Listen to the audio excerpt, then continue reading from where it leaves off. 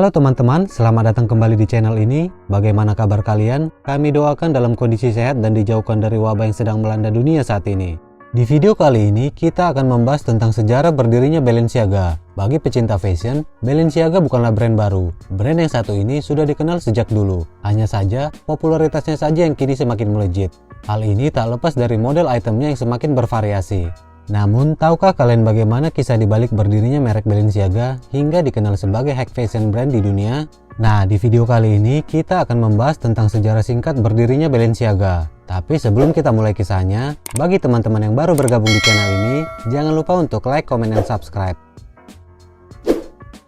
Cristobal Balenciaga lahir pada tahun 1895 di sebuah desa kecil bernama Gataria di Spanyol.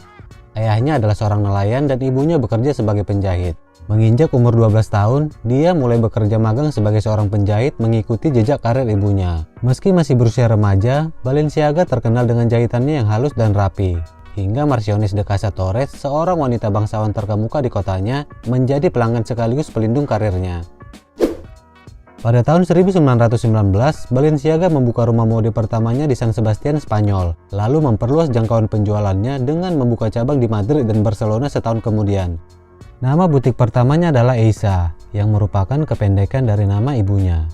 Rancangan Balenciaga pun dengan bangganya dikenakan oleh keluarga kerajaan Spanyol dan aristokrasi. Pada masa itu, publik figur yang paling dianggap tinggi adalah keluarga kerajaan dan bangsawan, sehingga pencapaian tersebut merupakan suatu prestasi yang luar biasa. Sayangnya, ketika Perang Saudara Spanyol terjadi, Balenciaga harus menutup butiknya. Dia pun akhirnya terpaksa pindah ke Paris dan membuka rumah mode di Avenue York pada Agustus 1937. Itu ternyata menjadi keputusan karir terbaik yang pernah dia buat, dan disinilah merek Balenciaga lahir. Koleksi pertamanya yang terinspirasi oleh Rennes di Spanyol langsung sukses di Prancis. Selama 3 dekade berikutnya, dia mulai menata kembali mode wanita sepenuhnya. Tampilan khas ciptaannya memenangkan hati dan imajinasi banyak wanita, termasuk beberapa klien yang paling terkenal. Sepanjang akhir 1950-an dan awal 1960-an, Cristobal Balenciaga terus bereksperimen dengan berani. Selama periode inilah desain seperti Keliman Ballroom, mantel kepompong, dan gaun karung pada tahun 1957 dibuat dan dipamerkan. Popularitasnya seakan tengah berada di atas awan sehingga namanya pun dikenal di berbagai belahan dunia. Setelah peristiwa ini, dia semakin gencar mengeluarkan karya-karyanya yang lebih kreatif dan ikonik. Dia mengubah gaya desainnya dengan bermain efek siluet pada semua karyanya. Hal inilah yang membuat penggemarnya semakin tergila-gila akan hasil ciptaannya.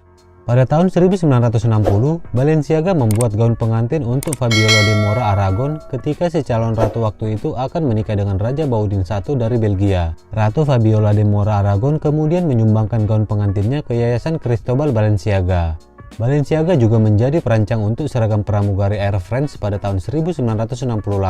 Mereka bahkan disebut sebagai pramugari paling bergaya sepanjang masa. Seragam itu dibuat dengan warna biru laut dan putih. Januari 1968 merupakan tahun terakhir bagi koleksi Balenciaga di Paris. Karena setelah itu, pada Mei 1968, Cristobal secara mendadak menutup rumah modenya. Tidak lama setelah itu, Cristobal Balenciaga meninggal dunia pada tahun 1972.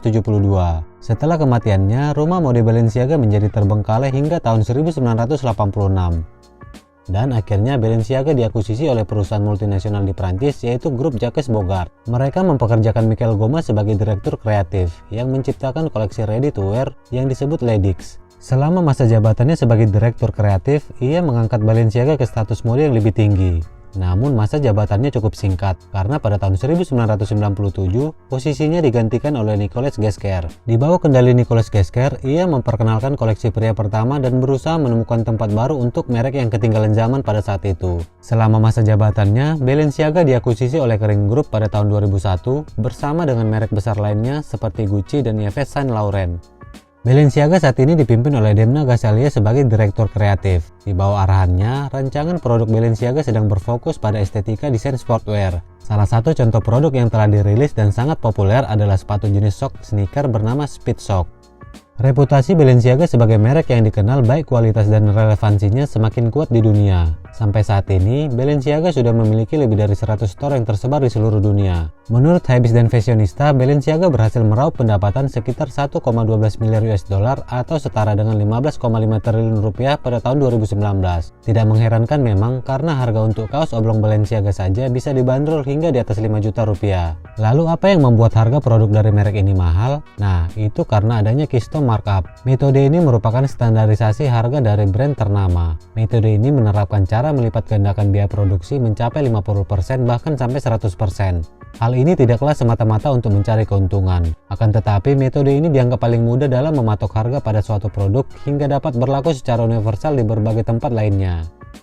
Faktor lainnya adalah karena Balenciaga selalu memberikan kualitas yang terbaik untuk para konsumennya. Baiklah teman-teman, sekian dulu video singkat kali ini. Terima kasih karena sudah menonton. Semoga informasi yang kami berikan dapat menambah wawasan teman-teman sekalian. Jika kalian menyukai video informatif seperti ini, dukung kami terus dengan cara like, comment, dan subscribe. Nyalakan juga loncengnya agar tidak ketinggalan informasi menarik lainnya. Stay healthy dan bye-bye!